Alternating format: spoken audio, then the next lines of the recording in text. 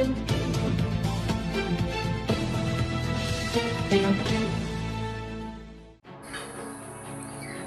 तांड्यातील वृद्धेवरील अत्याचार प्रकरणी बंजारा ब्रिगेडचा जनआक्रोश मोर्चा.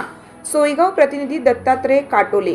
सोयगाव तालुक्यातील जरंडी तांडा येथील 80 वर्षीय वृद्ध महिलेवर झालेल्या अमानुष अत्याचाराच्या घटनेच्या निषेधार्थ बंजारा ब्रिगेडच्या वतीनं गुरुवारी सोयगाव तहसील कार्यालयावर जनआक्रोश मोर्चा काढण्यात आला.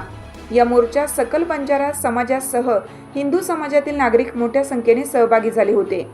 छत्रपती शिवाजी महाराज चौक येथून मोर्चाला सुरुवात होऊन जुना बाजार चौक, डॉक्टर बाबासाहेब आंबेडकर पुतळा मार्गे पुन्हा छत्रपती शिवाजी महाराज चौक ते तहसील कार्यालय असा मार्गक्रमण करत तहसीलदारांना निवेदन देण्यात आलं.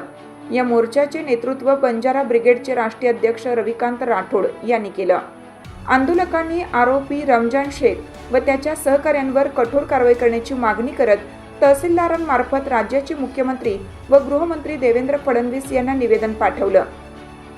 जरंडी तांडा येथे घडलेल्या या घटनेमुळे परिसरात तीव्र संतापाची लाट उसळली असून महिलांच्या सुरक्षेचा प्रश्न गंभीर झाला असल्याचे निवेदनात नमूद करण्यात आलं आहे.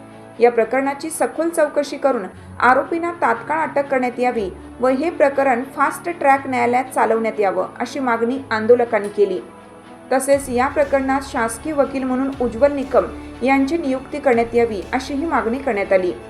पीडित वृद्ध महिलेला शासनाकडून 20 लाख रुपयांची आर्थिक मदत देण्यात यावी तसेच तिला पोलीस संरक्षण देण्यात यावं अशी मागणीही निवेदनातून करण्यात आली. भविष्यात तांड्यातील बंजारा भटक्या विमुक्त समाजातील महिलांच्या सुरक्षेसाठी प्रशासनाने ठोस उपाययोजना कराव्यात अशी मागणी आंदोलकांनी केली.